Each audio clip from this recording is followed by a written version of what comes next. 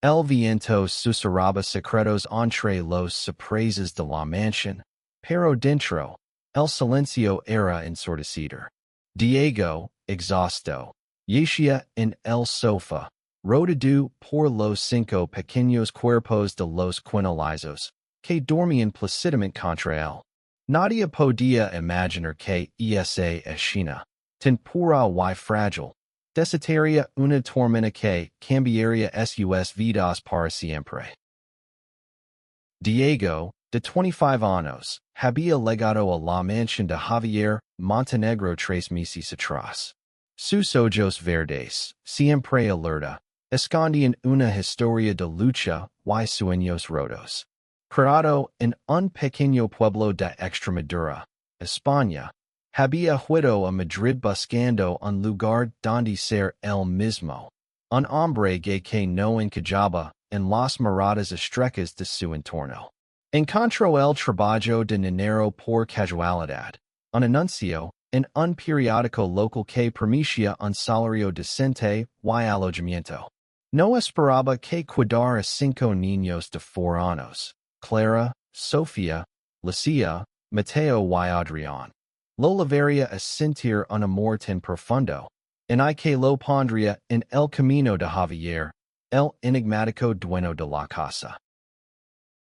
Javier, de 40 años, era un hombre de éxito, un magnate inmobiliario cuya vida parecía perfecta desde fuera. Una mansión en las afueras de Madrid, un imperio financiero y una reputación impeccable. Pero detrás de su fachada de acero, cargaba con el peso de un matrimonio roto y la responsabilidad de criar solo a sus 5 hijos, tras la muerte de su esposa 2 años atrás. Javier no confiaba fácilmente. El mundo de los negocios lo había enseñado a sospechar de todos. Sin embargo, Diego, con su calidez y dedicación, había comenzado a resquebrajar esa armadura, aunque ninguno de los dos lo admitieron.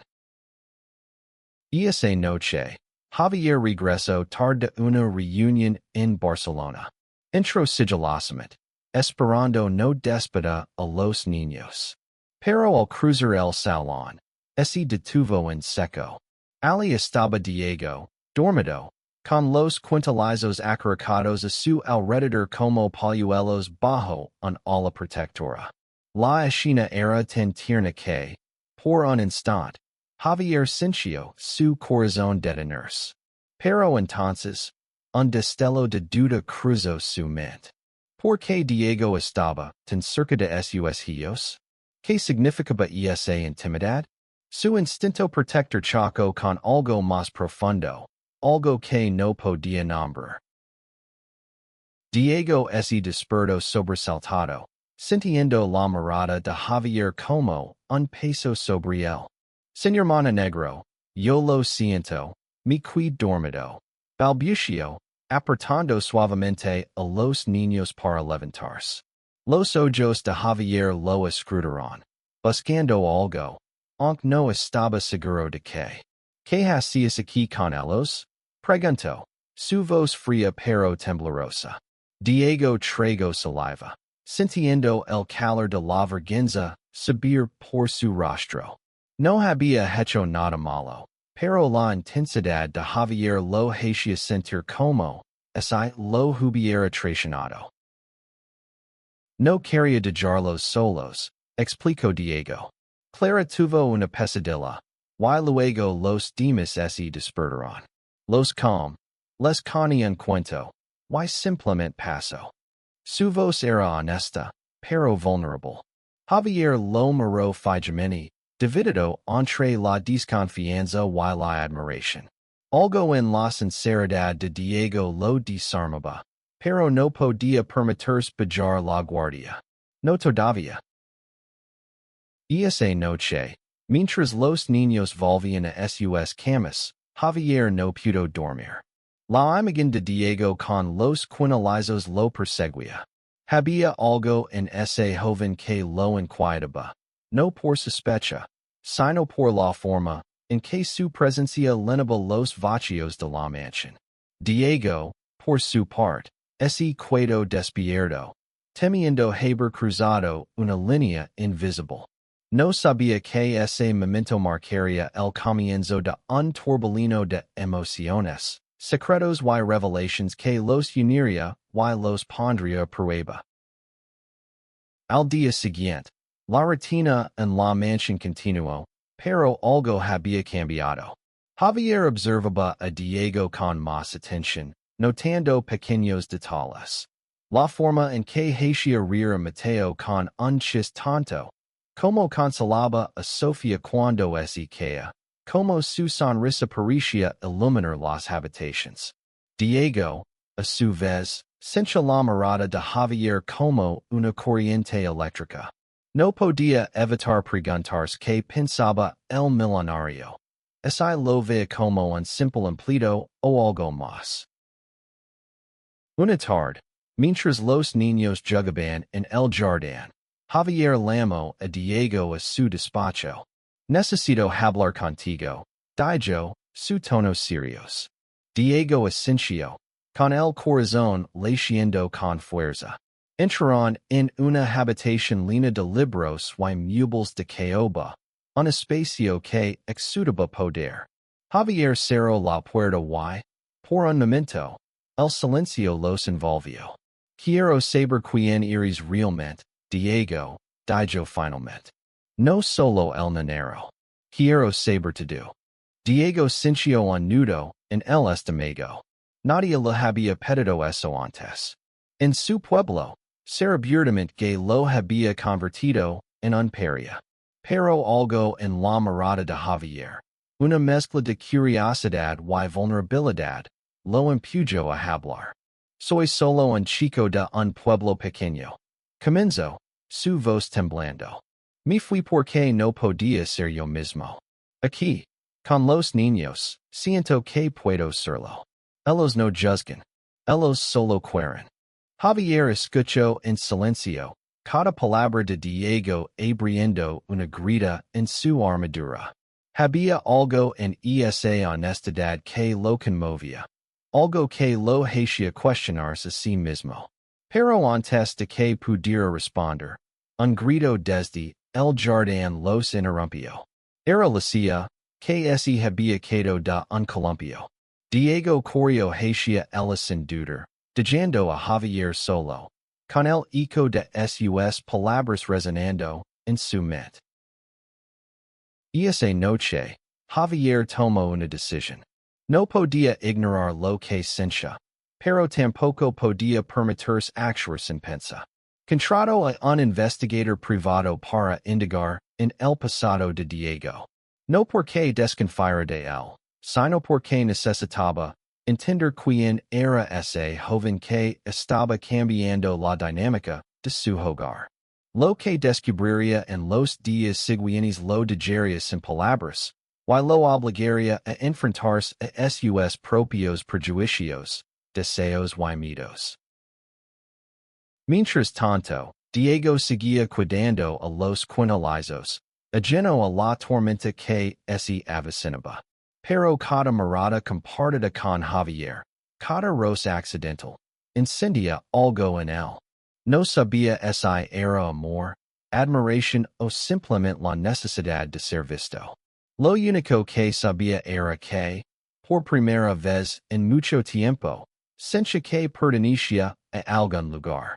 Pero el destino, como siempre, tenía otros planes. Los días siguientes en la mansión Montenegro se tenían de una tensión sutil, como si el mismo supiera que algo grande estaba por suceder. Diego sintió la mirada de Javier en cada rincón, pero no podía descifrar si era curiosidad, desconfianza o algo más profundo. Mientras tanto, los quintillizos seguían siendo su refugio, 5 pequeños faros que lo mantenían anclado en medio de la tormenta que se gestaba en su corazón. Javier, por su parte, estaba atrapado en un torbellino de emociones contradictorias.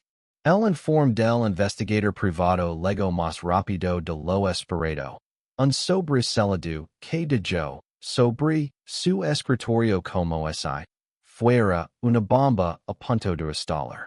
No lo abrió de inmediato. Algo en su interior le decía que, una vez que conociera la verdad sobre Diego, no habría vuelta atrás.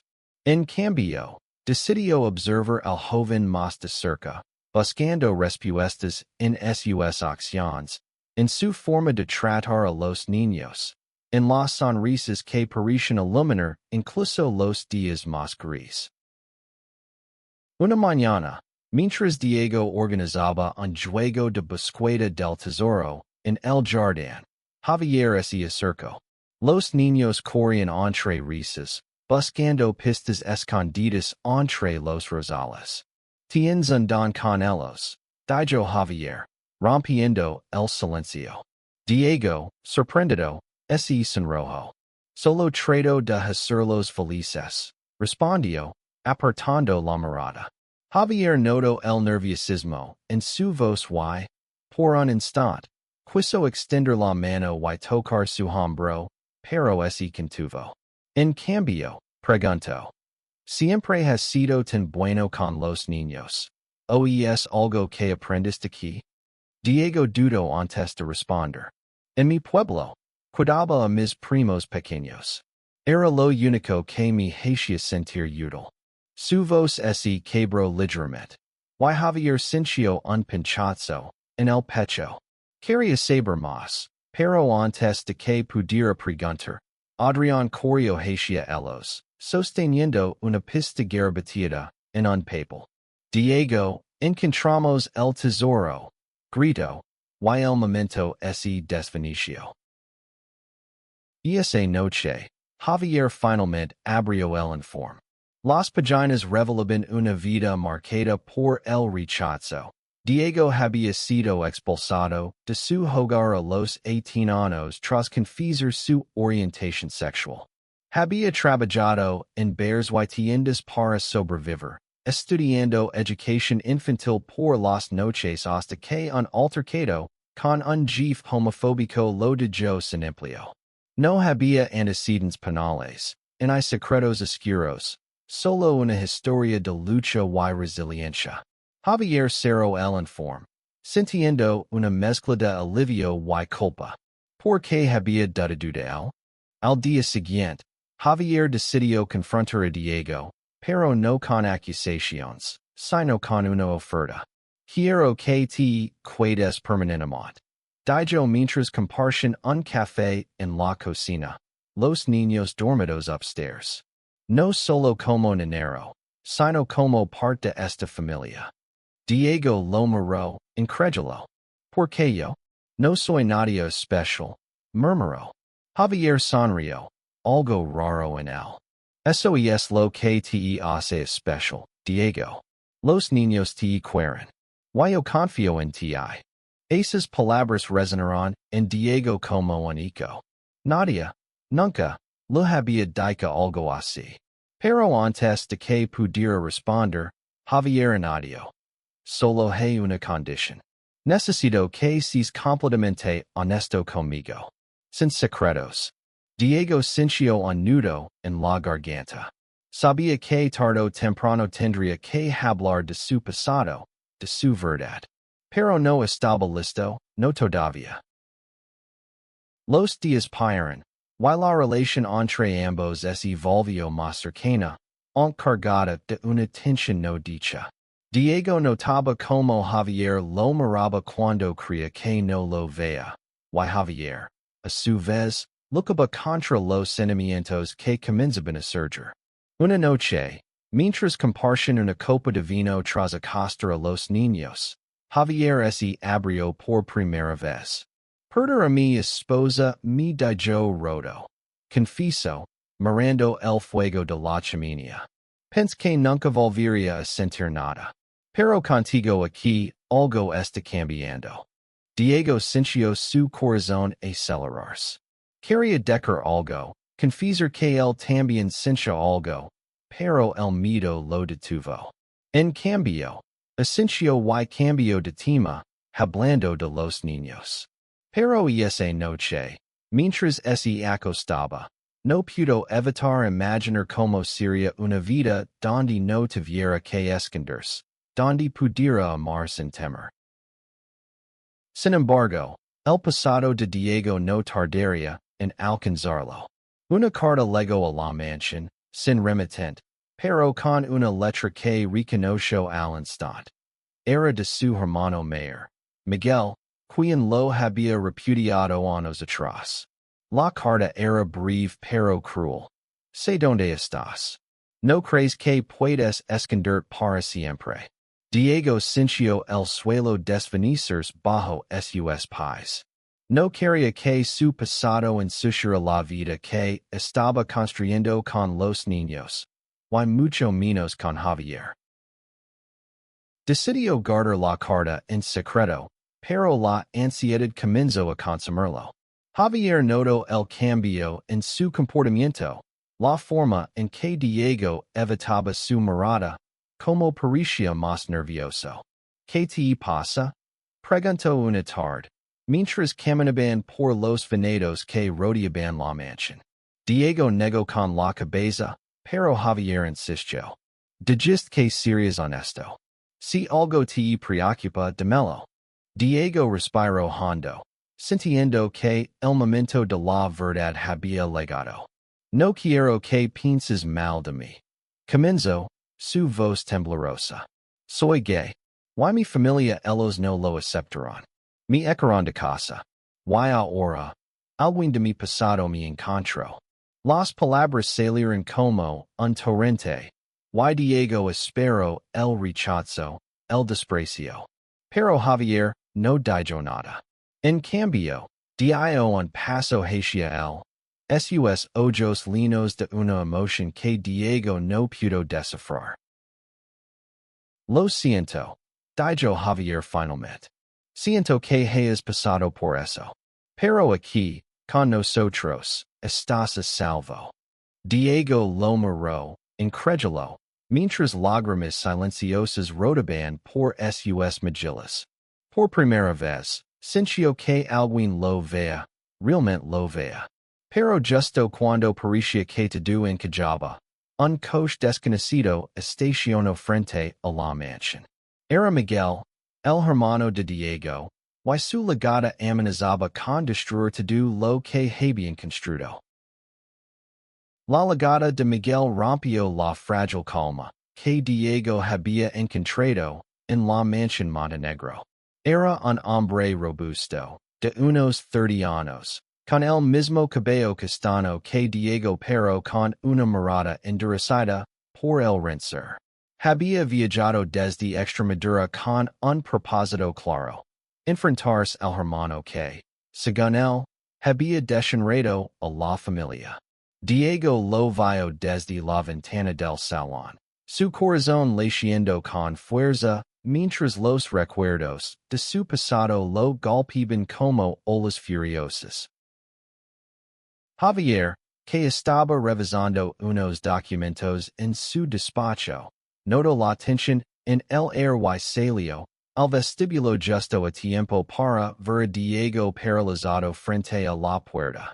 ¿Quién es ese hombre? Preguntó, su voz firme pero cargada de preocupación. Diego no respondió de inmediato. Su mente estaba atrapada en las noches de gritos y desprecio en su pueblo. Finalmente, murmuró. Es mi hermano. No sé qué querer, pero no es nada bueno. Antes de que Javier pudiera decir algo, Miguel entró sin invitación, empujando la puerta con fuerza. Diego, gritó, su voz resonando en los pasillos de la mansión. Los quintillizos, que jugaban en el piso superior, se asomaron curiosos, pero Diego les hizo un gesto para que se quedaran arriba. No te metas en esto, Javier, dijo Miguel, dirigiéndose al millonario con desprecio. Esto es entre mi hermano y yo. Javier, sin embargo, no se movió. Estás en mi casa, respondió, su tono gélido.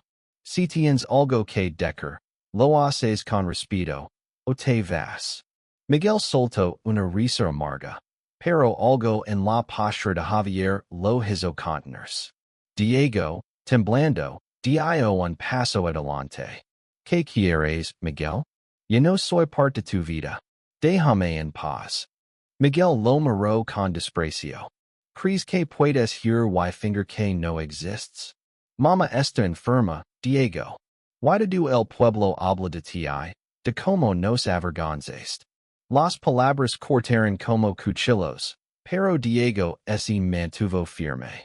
No elegí ser quien soy para lastimar a nadie, respondió, su voz quebrantos.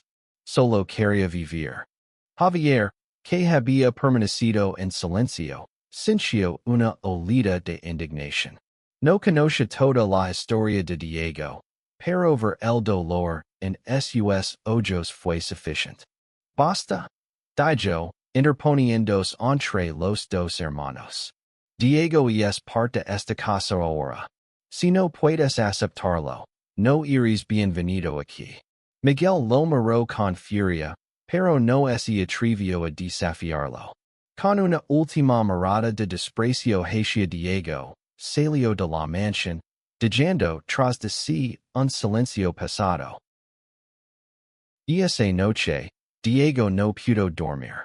Se sentó en el jardín, mirando las estrellas, sintiendo el peso de su pasado y la incertidumbre de su futuro. Javier, incapaz de ignorar lo que había presenciado, lo encontró allí. No tenías que defenderme, dijo Diego, sin mirarlo. Javier se sentó a su lado, en silencio por un momento. No lo hice por obligación, respondió finalmente. Lo hice porque me importas. Esas palabras fueron un rayo en la oscuridad para Diego. Por primera vez, sintió que alguien lo perseguía, no por deber, sino por elección. Pero también sabía que su presencia podía traer más problemas. No quiero que los niños sufran por mi culpa, dijo, su voz apenas un susurro. Javier negó con la cabeza. Los niños te adoran. Yo estoy empezando a entender por qué. Los días siguientes fueron un torbellino. Miguel no volvió, pero su visita dejó una sombra en la mansión. Los quintillizos, ajenos al conflicto, seguían buscando a Diego para sus juegos y cuentos, pero él estaba más reservado, temiendo que su pasado pusiera en peligro la estabilidad que había encontrado. Javier, por su parte, comenzó a cuestionarse sus propios sentimientos. Había pasado años encerrado en su dolor, pero la presencia de Diego estaba despertando algo que creía muerto, la capacidad de amar. Una tarde, mientras los niños penaban en el comedor, Clara se acercó a Diego con un dibujo, una figura que representaba a él, rodeado de los 5 niños, y una figura más grande que parecía ser Javier. Somos una familia, dijo la niña con una sonrisa. Diego sintió lágrimas en los ojos, pero también miedo. ¿Podía permitir sonar con una familia así? Javier, que observaba desde la puerta, sintió un nudo en el pecho.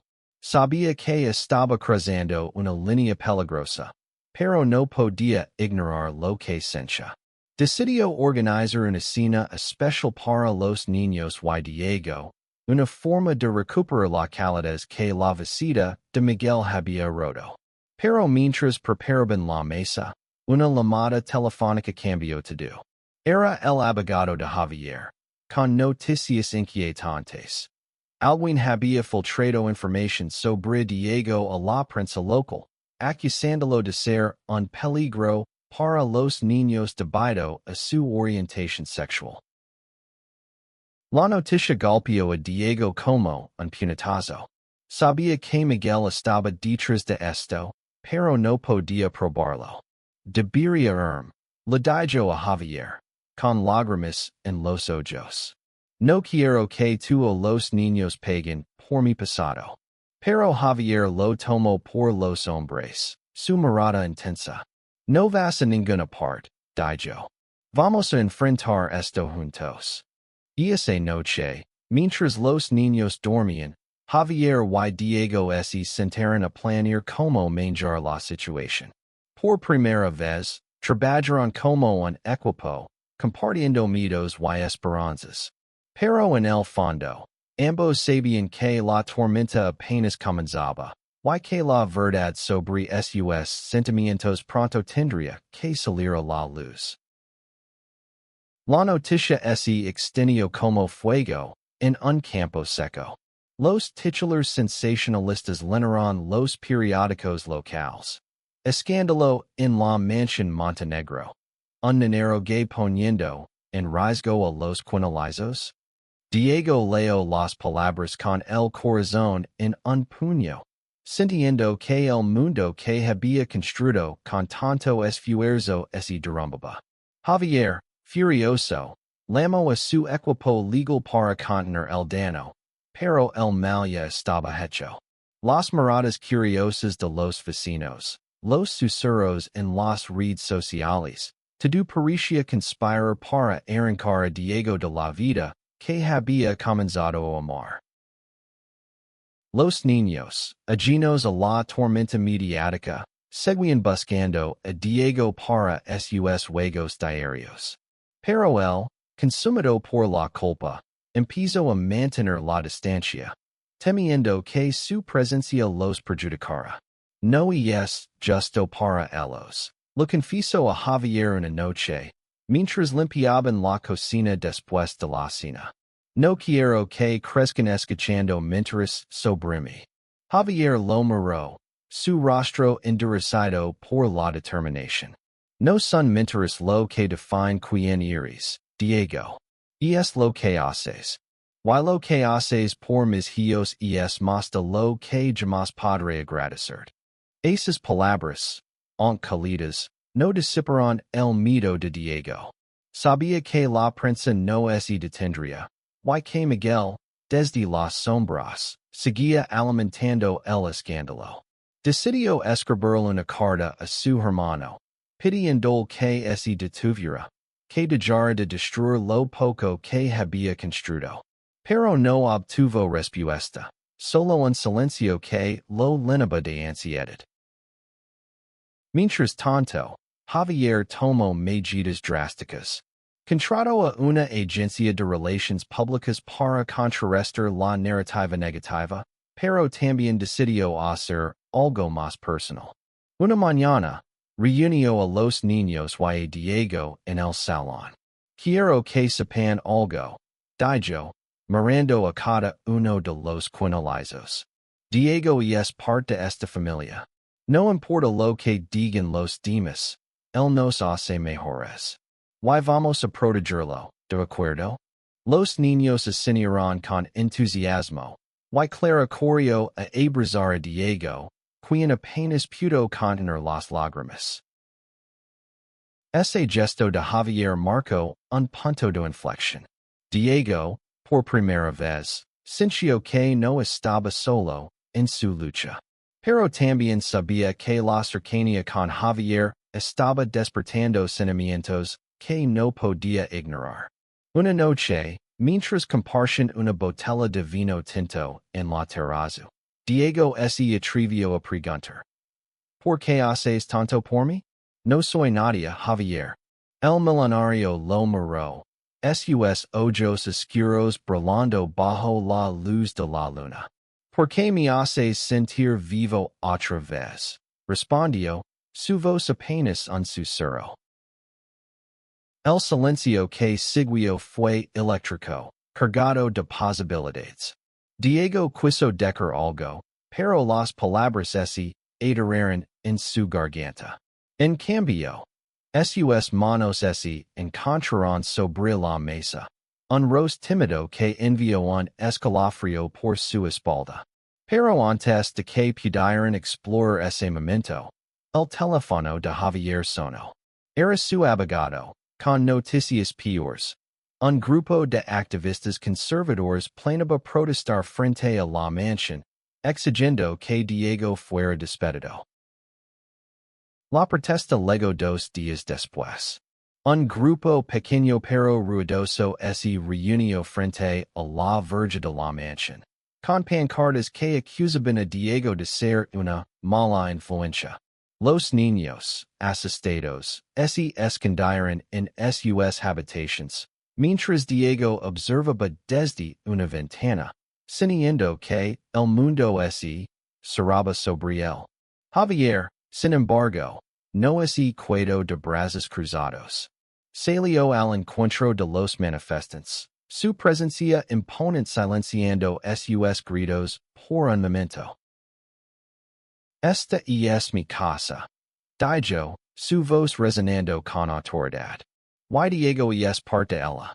Si tienen un problema con eso, es su problema, no el nuestro. Los manifestantes, desconcertados por su firmeza, comenzaron a dispersarse, pero no sin antes prometer más acciones. Diego, que había observado todo desde la ventana, sintió una mezcla de gratitud y miedo. Javier estaba arriesgando su reputación por él, y eso lo hacía sentir más vulnerable que nunca. Esa noche, Diego tomó una decisión. No podía seguir siendo una carga para Javier y los niños. Preparó una carta de renuncia, dispuesto a dejar la mansión para protegerlos. Pero cuando fue a entregársela a Javier, lo encontró en su despacho, mirando una foto de su esposa fallecida. No quiero perder a nadie más, dijo Javier, sin apartar la vista de la foto. Y no voy a dejar que te vayas, Diego. Diego, con lágrimas en los ojos, dejó caer la carta. No quiero hacer daño, susurró. Javier se levantó y, por primera vez, lo abrazó. Fue un abrazo cálido, lleno de promesas no dichas. Pero mientras se abrazaban, un nuevo titular apareció en las noticias. Millonario defiende su niñero en medio de controversia. ¿Un romance secreto? La tormenta no había terminado, y ahora, el mundo entero estaba mirando. El nuevo titular fue como una chispa en un polvorón. Las especulaciones sobre un posible romance entre Javier y Diego llenaron las redes sociales, los programas de televisión y las conversaciones en los cafés de Madrid. Diego, abrumado, se encerró en su habitación, evitando incluso a los niños. No podía soportar la idea de que su vida privada, algo que había protegido con tanto celo, ahora fuera un espectáculo público. Javier, por su parte, estaba furioso, pero no con Diego, sino con el mundo que parecía empeñado en destruir la paz que habían construido. Decidió enfrentar la situación de frente y organizó una conferencia de prensa en la mansión. No voy a permitir que mi familia sea un circo, le dijo a Diego antes de salir al jardín, donde los periodistas esperaban. Diego, ondedando, los siguió, quedándose en la sombra de los sorpresas.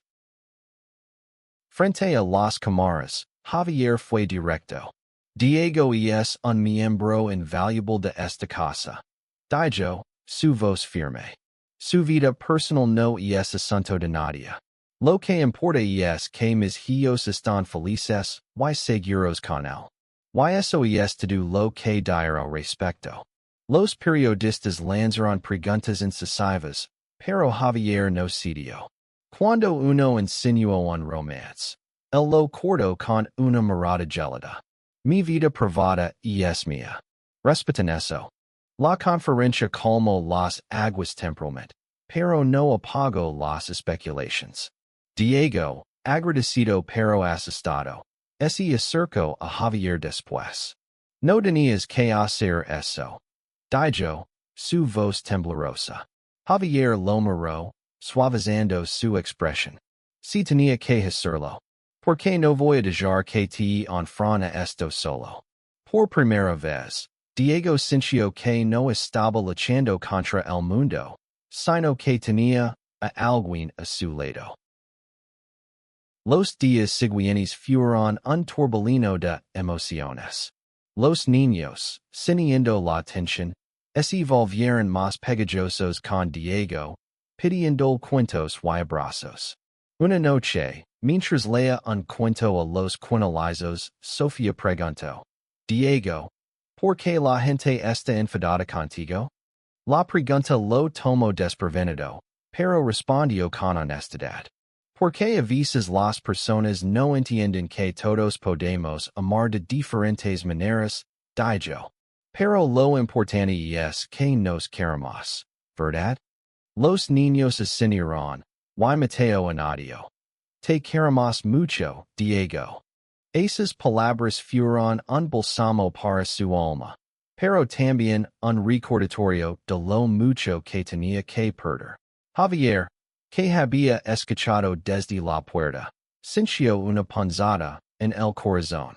Sabía que sus sentimientos por Diego estaban creciendo, pero también sabía que admitirlos podía complicar todo aún más. Decidió darle espacio a Diego, pero no pudo evitar buscarlo en los momentos tranquilos, compartiendo charlas nocturnas que se volvían cada vez más íntimas. Una noche, mientras caminaban por los venados bajo un cielo estrellado, Diego se detuvo. Javier, necesito decir algo, dijo, su voz temblando. Siento cosas por ti. Y no sé si eso está bien, pero no puedo seguir fingiendo que no es así. Javier lo miró, sorprendido pero no disgustado. Diego, yo comienzo, pero no termino. En cambio, tomó su mano, un gesto que decía más que las palabras. Pero el momento de paz fue efímero. Al día siguiente, Miguel reapareció, esta vez con un abogado. Había presentado una demanda contra Diego, acusándolo de conducta inapropiada con los niños, basándose en rumores y mentiras. Javier, furioso, contrató al mejor equipo legal de Madrid para defender a Diego, pero el daño emocional ya estaba hecho. Diego comenzó a dudar de sí mismo, preguntándose si realmente merecía estar allí. Una tarde, mientras los niños jugaban, Javier encontró a Diego en el invernadero, mirando las flores con ojos vacíos. No dejes que te ganen, le dijo, sentándose a su lado. Eres más fuerte que esto. Diego negó con la cabeza. No sé si lo soy, murmuró. Javier, sin pensarlo, tomó su rostro entre sus manos. Lo eres. ¿Why no estás solo? Por un momento, el mundo se detuvo, y sus labios se encontraron en un beso tímido, lleno de promesas y miedos. Ese beso marcó un antes y un después. Diego, por primera vez, sintió que podía enfrentar lo que viniera, pero también sabía que el mundo no lo dejaría en paz. La demanda de Miguel avanzaba, y los titulares seguían alimentando el escándalo. Pero ahora, con Javier a su lado, Diego estaba dispuesto a luchar, no solo por sí mismo, sino por la familia que habían construido juntos. El beso en el invernadero cambió todo, pero también complicó las cosas. Diego y Javier sabían que lo que sentían era real, pero el mundo exterior no estaba listo para aceptarlo. La demanda de Miguel avanzaba, y aunque el equipo legal de Javier estaba trabajando incansablemente, la presión mediática no cedía. Cada día traía un nuevo titular, una nueva especulación, y Diego sentía que su vida estaba siendo diseccionada para el entretenimiento de desconocidos. A pesar de todo, la mansión seguía siendo un refugio. Los quintillizos, con su inocencia, mantenían a Diego anclado. Una mañana, mientras ayudaba a Lucia a atarse los zapatos, ella le dijo, Diego, ¿tú y papá vais a ser novios? La pregunta, tan directa y pura, lo de Dios en palabras. Javier, que estaba cerca, ese río suavemente. Lucia, no hagas preguntas tan difíciles. Dijo, pero su mirada hacia Diego estaba llena de ternura. Esa noche, Javier y Diego hablaron con franqueza por primera vez. Sentados en el salón, con el fuego crepitando, Javier confesó. No sé cómo manjar esto, Diego. Nunca he sentido algo así por un hombre. Pero no quiero negarlo. Diego, con el corazón latiendo con fuerza, respondió. Yo tampoco sé cómo hacerlo, pero no quiero esconder más. No contigo. Decidieron mantener su relación en privado, al menos hasta que la demanda se resolviera. Pero el destino tenía otros planes. Una periodista, buscando un scoop, logró tomar una foto de ellos caminando juntos en los venados, sus manos rozandos. La imagen se volvió viral. Y la narrativa cambió. Ahora no solo es cuestionable la moralidad de Diego, sino también la de Javier. Los socios de su empresa comenzaron a presionarlo, sugiriendo que su escándalo podía dañar el negocio. Javier, sin embargo, no cedió. En una reunión con sus socios, dejó claro su postura. Mi vida personal no afecta mi capacidad para liderar esta empresa. Y no pueden aceptarlo, buscan la puerta. Su determinación impresionó a algunos, pero otros comenzaron a conspirar en su contra, buscando formas de debilitar su posición. Mientras tanto, Diego se enfrentaba a sus propios demonios. La demanda de Miguel lo obligó a revivir su pasado, a enfrentarse a los recuerdos de rechazo y abandono. Pero también le dio una oportunidad para sanar. Con el apoyo de Javier, decidió escribir una carta abierta, publicada en un periódico local, contando su historia, su lucha por ser aceptado, su amor por los niños, y su esperanza de un futuro donde nadie tuviera que esconder quién es. La carta tocó el corazón de muchos, y las redes sociales comenzaron a llenarse de mensajes de apoyo. La audiencia de la demanda llegó más rápido de lo esperado. Diego, nervioso, se presentó en el tribunal, con Javier a su lado. Miguel, con su abogado, repitió las acusaciones, pero no tenía pruebas concretas. El juez, impresionado por la carta de Diego y los testimonios de los empleados de la mansión, desestimó la demanda por falta de evidencia. Fue una victoria, pero no el fin de la batalla. Esa noche, Javier organizó una pequeña celebración en la mansión. Los niños, felices de que Diego se quedara, decoraron el salón con dibujos y globos. Pero mientras todos reían, Diego y Javier compartieron una mirada que decía más que las palabras. Sabían que, aunque habían ganado una batalla, la guerra por su felicidad apenas comenzaba.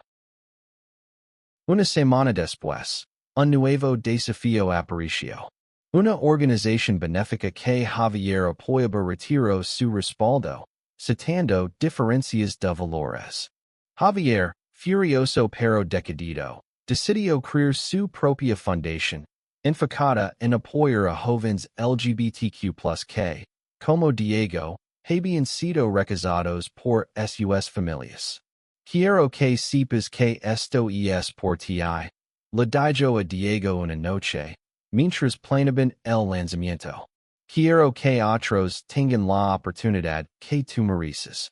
Diego, abrumado, sintió que por primera vez estaba construyendo algo más grande que él mismo.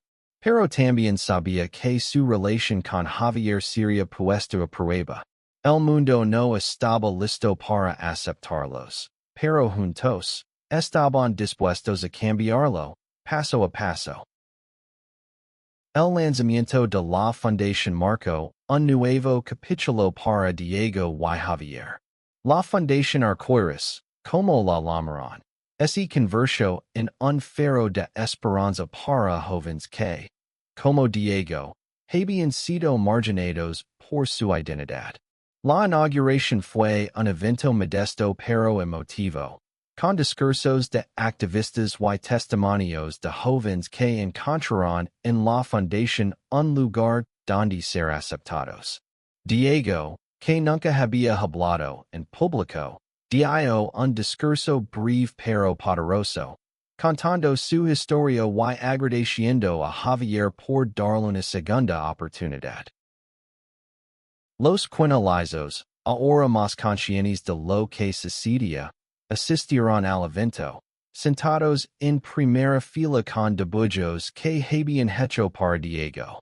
Clara, siempre la más curiosa, le preguntó después. Diego, ¿tú y papá vas a estar juntos para siempre? Diego sonrió, mirando a Javier, que estaba a su lado. Eso espero, pequeña, respondió, y Javier le apretó la mano suavemente. Sin embargo, la felicidad no vino sin costos. La fundación atrayó tanto apoyo como críticas. Algunos socios de Javier cortaron lazos, y la prensa conservadora redobló sus ataques. Pero Javier y Diego, fortalecidos por su amor y el apoyo de los niños, se manuvieron firmes. Decidieron hacer pública su relación, no para complacer a los medios, sino para vivir con autenticidad. Una foto de los tomatoes de la mano, con los quintillizos corriendo a su alrededor, se convirtió en un símbolo de resistencia y amor. El pasado de Diego, aunque doloroso, comenzó a sanar. Recibió una carta de su madre, quien, tras leer su carta abierta, pidió perdón por no haberlo apoyado. Aunque la relación con su familia seguía rota, esa carta fue un primer paso hacia la reconciliación. Miguel, por su parte, desapareció de sus vidas, incapaz de enfrentar la fuerza de la nueva familia que Diego había construido. Un año después, la mansión Montenegro era un hogar lleno de risas, amor y aceptación. Diego y Javier, ahora una pareja consolidada, criaban a los quintillizos como una familia unida. Los niños, que habían crecido amando a Diego como una figura paterna, comenzaron a llamarlo Papa Diego, un título que lo hacía sonreír con lágrimas en los ojos. La última escena de esta historia ocurrió una tarde de verano, en el mismo jardín donde todo comenzó. Los quintillizos jugaban mientras Javier y Diego los observaban desde una manta, sus manos centralizadas. Nunca imaginé que mi vida podría ser así, dijo Diego, mirando a los niños. Javier lo atrayó hacia sí, besando su frente. Yo nunca imaginé que podría volver a amar, respondió. Pero aquí estamos. El viento sopló suavemente, levando consigo los ecos de su pasado, pero también la promesa de un futuro juntos. La mansión, una vez un lugar de soledad, ahora era un hogar lleno de vida.